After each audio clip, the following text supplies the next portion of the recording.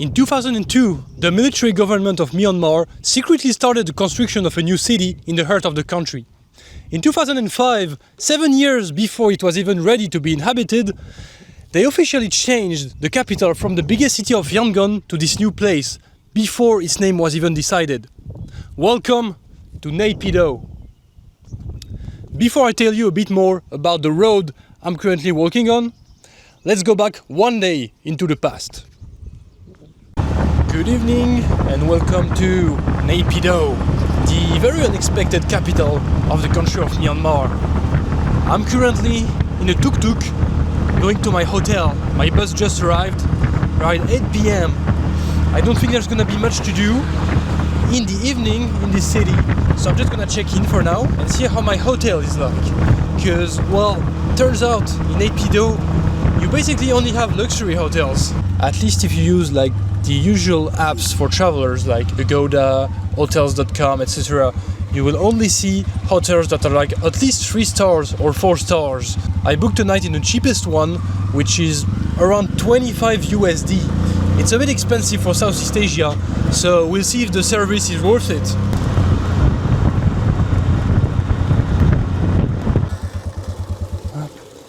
Okay. Jesuba. Thank you, Jesuba. Thank you. Mingalaba. Have a reservation for one night.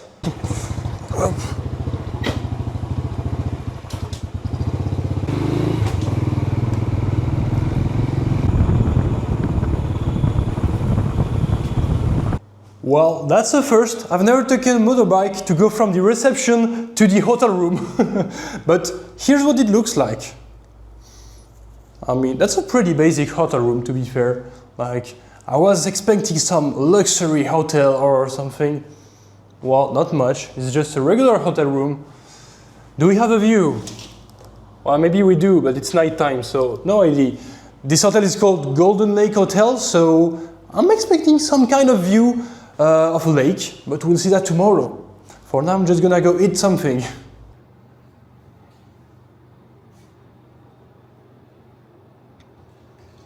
And this place is actually so empty. I don't see anyone else except the staff, basically.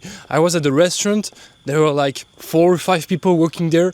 I was the only person, actually, like the only guest. It was completely silent. It was a bit of a creepy vibe during the meal, but I mean, the staff were so helpful and everything, like, they kind of treat you like a king, you know? I don't think I've seen anyone else in this hotel, except for the staff. Which is kind of wild. Anyway, I'll see you tomorrow to go explore the city.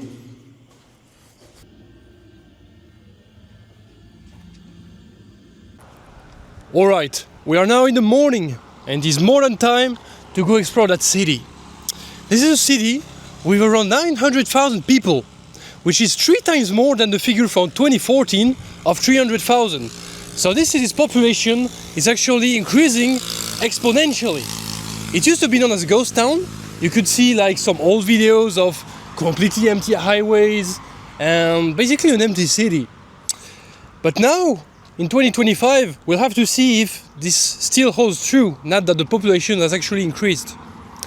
So with less than 1 million people, you could think that it's a middle-sized city and that maybe you could just explore it by foot, maybe take a taxi from time to time. You'd be very wrong.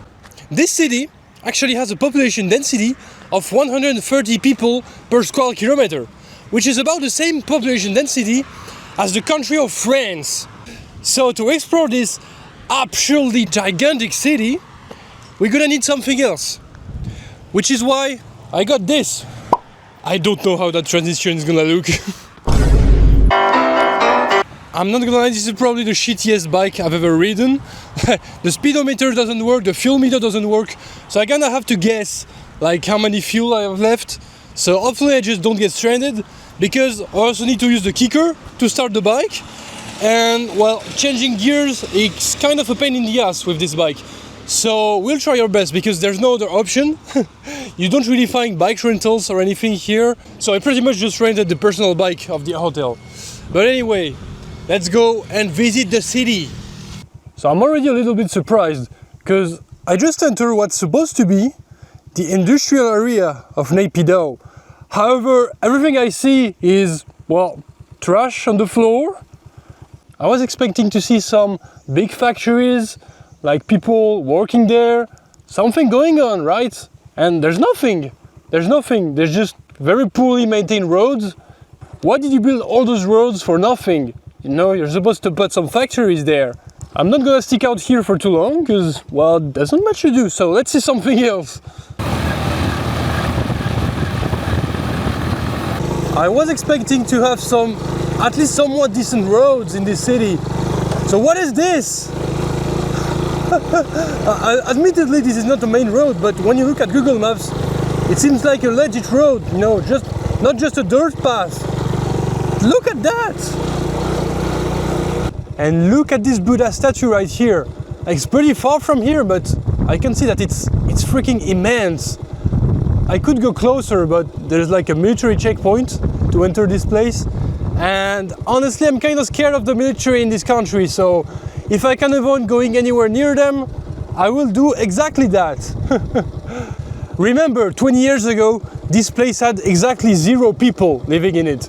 So it looks like they're really trying their best to make it look like the city has some kind of like cultural significance or like historic buildings, while they don't. They were built in the last 20 years, but we'll see more of that later. Look, I swear this is not staged or anything. I'm genuinely shocked at what I'm seeing now. I came to this district, which is the diplomatic housing estate.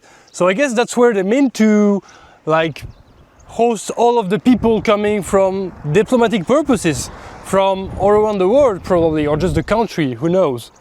But this place is empty as well. There is nothing. You can see that they planned a lot. Like the road is really well maintained. They put all these plants in the middle. There's even a walking path the whole way. They definitely planned for it because they made all these roads in like a gridded fashion, you know what I mean? It's not like they're in the process of building something. There's nothing going on. There's not a single worker. There's nothing. This is such an odd place, really. I guess I'll have to move on again and see something else. There are so many luxury hotels in this city. It's crazy. I mean, in this neighborhood, you can say, in this part of the city, whatever. There's so many of them, and there's no one. Like, I don't see anyone around the hotel. There's just like a security guard every time, and absolutely nothing happening. How do they even survive? I think this one is a prime example. The Star World Hotel. Look at it. Once probably a very beautiful luxury hotel. Now it's rusty and crumbling. And I'm seeing people there, so somehow this is still open. Look at that. Just a building in construction, which is probably not in construction, it's probably just stopped. Why build all this? There's no one to use all those facilities. This is such a weird decision. This is such weird planning. They try to maintain most of the roads, but they can't maintain everything. And like, slowly but surely, nature is taking its place back. Guys, I finally found a place with some people in it. Shopping mall. I mean, when I say some people, I really mean it. It's definitely not crowded by any means. There's just a few people here and there. So the population is not 0. At least there's that. Wow, they even have a supermarket and a KFC there. An actual Kentucky Fried Chicken in my capital of Myanmar.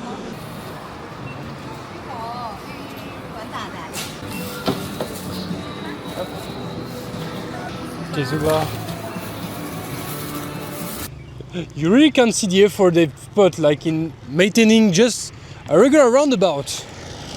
Why put all this effort into doing a thing where no one will go? Like, this is in the middle of the roundabout.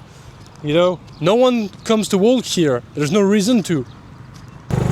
I'm finally starting to see some semblances of life. I think the population lives in this big apartment complex.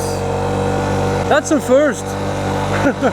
The road is still empty though, like there's really no one like on the motorbikes, on the cars, like you can see in any big cities in Southeast Asia. This is still empty for some reason.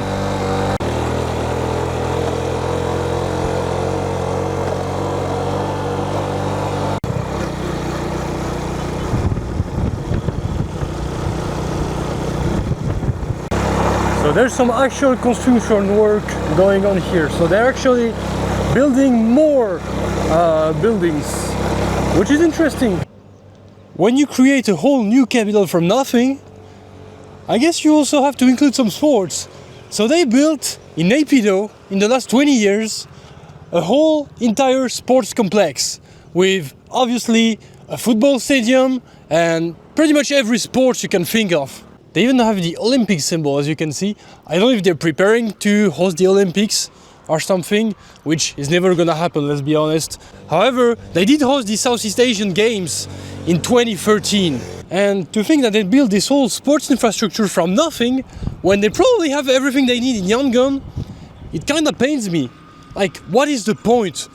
It probably costs so much money, probably billions of dollars, for sure. Obviously, I know they're not the first country to do that, but I feel like it's such a waste of money when you're in a country where the people definitely struggle to live day to day. But anyway, I'm kinda getting tired of these places with no people.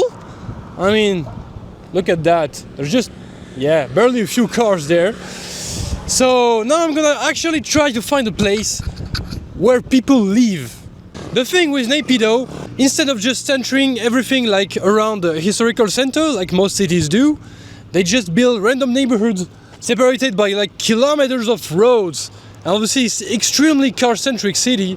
So yeah, if I have to give my opinion, this is very poor planning. I finally found it.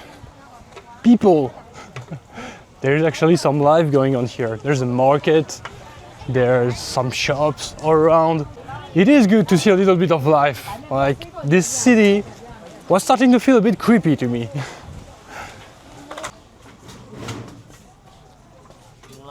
Ingaraba. I talked to someone. First time in this city, literally. This place is called Boga. It's just one big square. And yeah, you have some streets around it, but there's not much going on. You would expect much more from the third city in Myanmar. Doesn't feel like a city with almost 1 million people. But anywho, it's good to at least see a little bit of life. Man, they do have some pretty nice cars in Naypyidaw. I bet the owner of that pink car is probably from the government, from the military junta. Probably.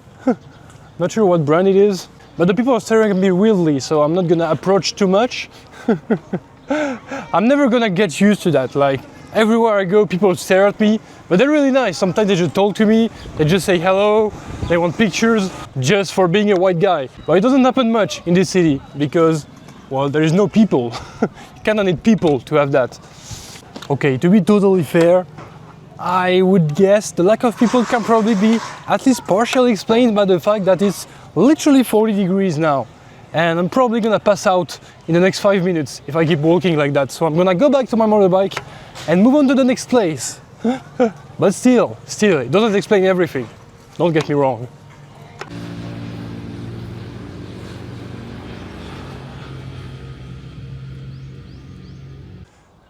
This city will never cease to surprise me. This is supposed to be a water fountain park.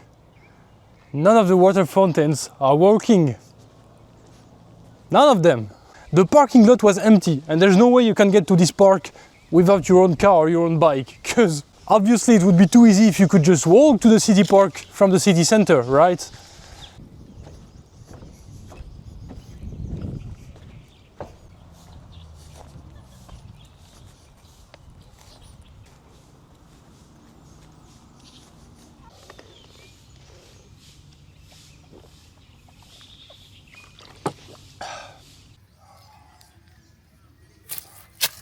Well, this is it. This is what you were waiting to see. This is the most stupid thing I've ever seen. A 20-lane highway right in the middle of this city. Not really in the middle. I'm gonna break the myth now. There is one car here. So it's not fully empty. But outside from this car, no one. On both sides. Literally no car. This is a 20-lane highway. I can count them. Let's run. 2, 3, 4, 5, 6, 7, 8, 9, 10. It's probably the same on the other way. 1, 2, 3, 4, 5, 6, 7, 8, 9, and 10. 20 lanes highway. This is so dumb. This is so dumb. I don't know what to say. I don't know if the government were completely delusional. Maybe they really thought that much people would actually come here, or they just wanted to show their wealth by building one of the widest highways in the world, well, around the presidential palace and the parliament building. Man, I'm exhausted. Running in this heat is not a good idea. But look at that. The average salary here is around 300 USD per month. It is one of the bottom 50 countries when it comes to HDI. The money of the taxpayers, it comes here to building this road and to maintaining it. Because, well, it's pretty well maintained, to be honest. But anyway, now that we're here, let's just take some good shots and get out of here, because it's so hot right now. And there's one thing that is possibly even more stupid than this. I need to show you.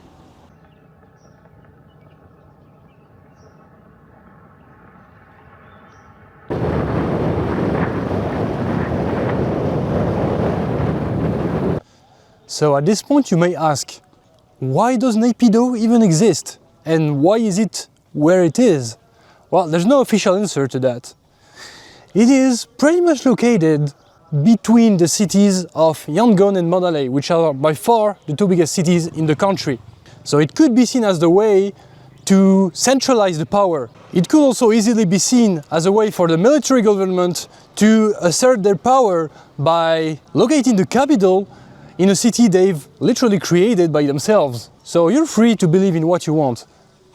The fact is, when you create a city out of thin air, well, obviously it doesn't have its own culture, its own identity. So what do you do in this case? You might want to create its own identity, build some nice monuments, something a bit new, a bit refreshing. Well, what they have done is create this. The Upatasanti Pagoda. I don't know if I'm pronouncing that right, but it doesn't really matter, because what is this pagoda? You might say it's very impressive, it's very big, it's beautiful, and yes, it is. It is 99 meters tall. However, this is a nearly identical replica of the Shwedagon Pagoda in Yangon.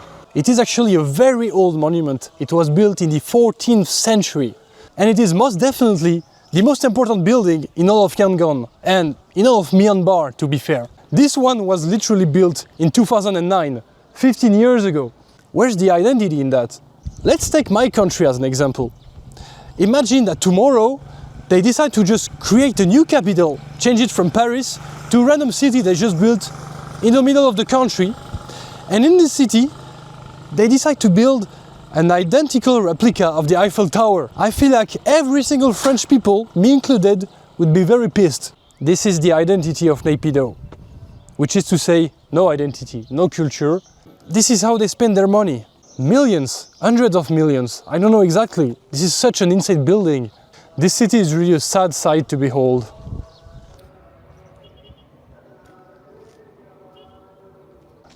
Oh, and it is empty as well, by the way. Obviously, do I really need to say it? I don't think I do. Like, there's probably barely anyone who even goes there to this absolutely gigantic pagoda. I don't know if I can even go inside, but I'm not gonna pay anything to go in this place, because if you wanna see it, well, just go to my Yangon video. It's the same thing. Well, I was on my way to a monument that's quite a bit outside of the city, like 20 minutes ride or something. And there was a police checkpoint, or an army checkpoint. Yeah, it was the army actually. And they basically told me that I cannot go. I don't know why at all. I was trying to go to this place right here. But my guess is it's probably because of that military zone right here. I have no idea really. And when the Burmese military tells you something, you say, yes sir, and you do it without asking questions. So that's what I did. Hello, bingo là-bas. Hop. Okay, thank you so much. Could you call a tuk-tuk for me? Tango or Mandalay? I go to Yangon, yeah. Oh, yeah. I'm leaving tomorrow, going back home. Oh, yes. You live here? Yeah, I live here. Yeah. Yeah. But where are you coming from? My born here, Naypyidaw. That's not possible. Naypyidaw didn't exist 20 years ago. No. Naypyidaw, my village there. Oh, your village is... Oh, okay. Okay, I understand. Yes, yeah, Naypyidaw, this summer very hot. Weather. Yes, very hot, yes. I got sunburns on my body. Yeah. He kept telling me he was from Naypyidaw. I didn't understand because he's obviously older than the city, but he's actually from a village nearby. So there were already some villages around the city before the city itself even existed. That's cool. So he's actually a local from Naypyidaw. You have to come to France one day. Yeah. I want to France also. Yeah, France is beautiful. Yeah, I know. I want to go to France. I hope you can soon. Yes, thank you. Man, you know Thierry Henry, yes. Yeah, you know it. Do you know Mbappé? Yeah, I know. Ah, yeah. What do you think about this city, Naypyidaw? If you are okay, another city, Jago also is very good. Can walk. Yeah. Another Mandalay, another State also, Chin State also. Walk. Yeah. Everything good. Yeah, I live here. I born here, so I like here. Yeah. You're a true local. Yes. You know Inle? Yes. I've been to Calo. The weather is good in Calo. Yes. It's not too hot. Yeah. Well, I just returned the motorbike. Now I'm by foot around the bus station. I still have a bit of time, so let's explore this market right here. Here's the night market. So it looks like there's some life here. That's a change. I'm seeing a new side of Naypyidaw. Mingalaba. I'm too tall for this. There are short people here. The infrastructure is not made for me. I'm way too tall for this country.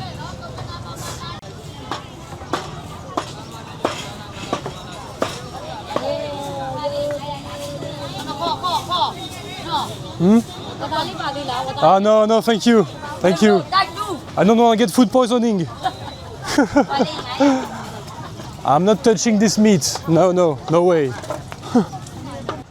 Right, night market is cool and all, but what I really need right now is a cold beer.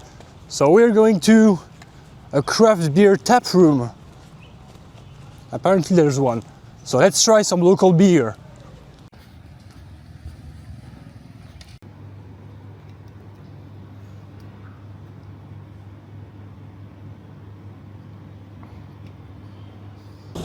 Well. I'm now about to catch my bus to Yangon. So, how shall I conclude this?